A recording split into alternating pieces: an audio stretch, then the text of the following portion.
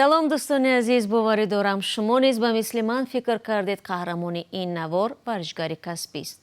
ин зодаи тоҷикистон устои мошин дар қазоқистон аст, аммо ҳамин суръати баланд, устуворӣ ва чолокии фавқулодааш боис шуд ки ҳатто аз варзишгарони дорои унвонҳои ҷаҳонӣ ҳам пеш бигзарад ва ба даври ниҳоии барномаи маъруфи телевизионии Супер Ниндзяро хат бигирад ки 5 миллион рубл ҷоиза пулӣ дорад. ин барнома моҳи ноябр дар шабакаи телевизиони русии СТС ба намоиш даромад. баромади Алишер Назаров маро дар ҳайрат гузошт ва кӯшиш кардам ӯро пайдо кунам, зеро итминон доштам ки рӯзгори ӯ ба мисли ҳунарнамояш дар ин барнома ҳаяҷоновару такондиҳанда аст. Алишер Назарови 26 сола мегӯяд ҳеҷ интизор надошт ки ба ширкат дар барномаи Супер Ниндзя даъват мешавад. ӯ дар ин сабқат бидуни омодагӣ иштирок намудааст, зеро кор мекунад ва фурсати тамринро надошт. Аммо ба ин сабқат бо як фикр дар сар рафтааст ки ҳаққи бохтанро надорад. Ман рекламаро дар интернет дидам аввал. Дидам ки дар онҷо там мехадид программа ҳаст Супер Ниндзя, ки варзишгарон метавонанд дар онҷо маҳорати худро, мисол таланти худро нишон диҳанд. Ба он мақсад ман аз аввал бисёр мехостам ба ҳамин дар ин телевизион, дар ин шоу иштирок кунам.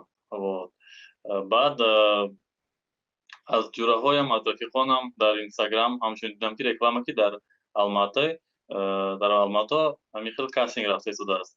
Рафтам санҷидам ки гузаштам ин кастингро. ҳамин хел ман иштирокчӣ шудам дар ин Супер Ниндзя.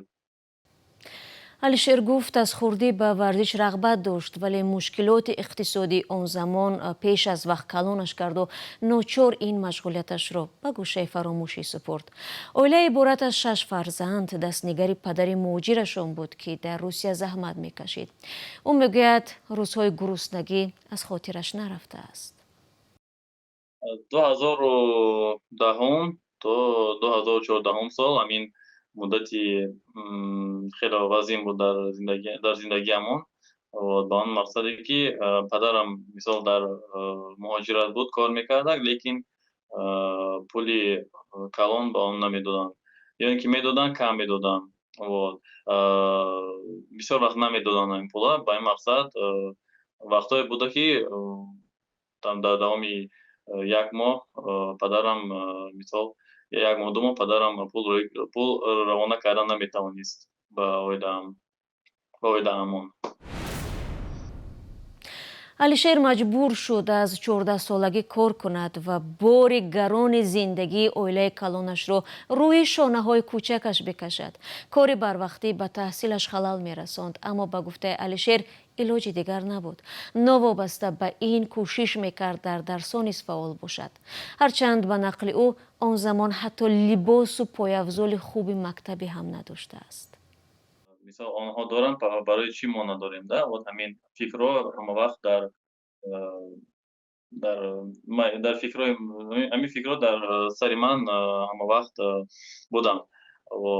Ба ҳамин мақсад аз хурдсолӣ рости гап ман кор мекардам ба он мақсаде ки ҳамаи ҳамин чизҳое ки дар кор аст ба ман худам таъмин кунам худамро. аз синни 14 солагӣ ман доир ба ҳамин мошин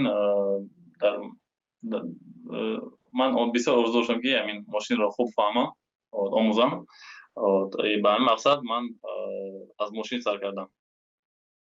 Аввал ман рафтам дар Душанбе ҳамчун шогирд ба одамоне ки газ мечаспонанд дар мошинҳо.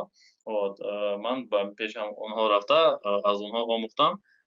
Баъд оҳиста оҳиста ба мошинҳои мисол нави хориҷӣ гузаштам.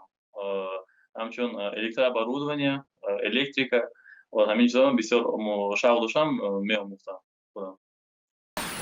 эй ҳамватани азизтар аз ҷон, эй Юсуфи имрӯзини Канъон, берун зи ватан чӣ ҳол дорӣ? биёву аз рӯзгорат моро ошно кун. بینندگان عزیز، اگر شما دور از تاجیکستانید و از نازکی‌های مهاجرت آگاه هستید و می‌خواهید دیگران نیز بدانند، پس این برنامه برای شماست. روزگار مهاجر، مطابق شوی به محیط نو، قصه‌های انسانی و سبق‌های حیاتی.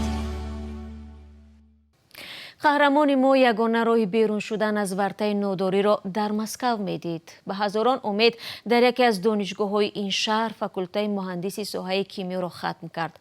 اما وقتی چنین دیپلم در دست به هر جای سر زد و جای کار نیافت، به اصطلاح تربوز از بغلش افتاد.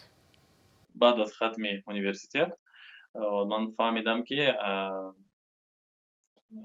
اما اونقدر خوب نیست. و مقصدی که من کار یافتن نتوانستم در مدت 1 سال قریب به همه جا مثال رفته خواستم به کار شروع کنم، لیکن مرا در یگان جا نمیگرفتند.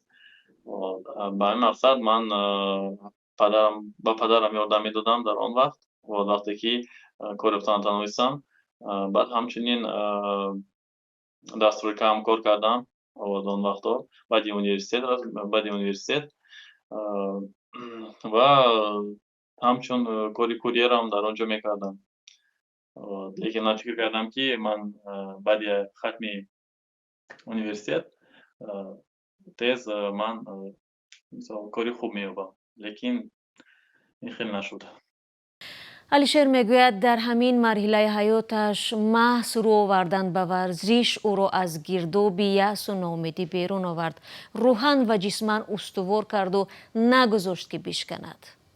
این حالت بهد سبب تاثیر کرد و مقصدی که من قریب که وقتی که университет تمام کردم من پول نداشتم و مثال عائله‌ام را در همان وقت هم در وقتی بیپولی بود و در آن حالت من آدمان را یافتم در همین площадка спортивní که آنها در آنجا مشق میکردند و من خواستم با آنها صحبت کنم و در آنها مرا به کمانده خود تکلیف کردند و گفتند مرحمت هر روزی یکشنبه اومده در اینجا میتوانی به پول مشق با ما و همین آدمانی که مرا با کمانده خود تکلیف کردند به من خیلی یاردمی کلان دادند. علیشیر سال 2022 تصمیم گرفت بختش را در قزاقستان بسنجد. به همین خاطر الماتا رفت و باعث اوستای موشین و کاندیسیونر به کار پرداخت. به قزاقستان سال گذشته بود. من اول به تاجیکستان رفتم به وطن خودم در آنجایی که من تولد شدم و در آنجا من فهمیدم که مثال به احساس من به رویه من یگان کاری خوب و پولی خوب دادن نمیتوانم. به همین مقصد دوستی من برادری من همچون برادری من مرا تکلیف کرد به قزاقستان.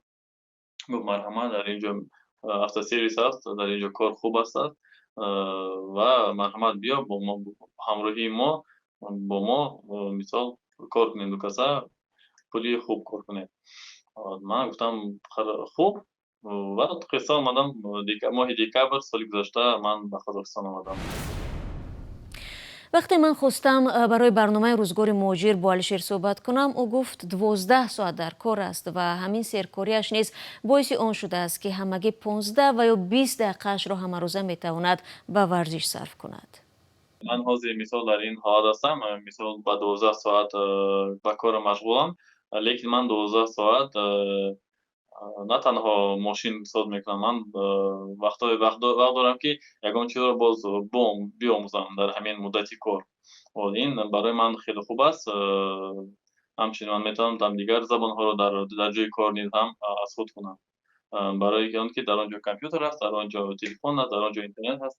این اینترنت این از همه چیزی خوب است که در اینجا هست.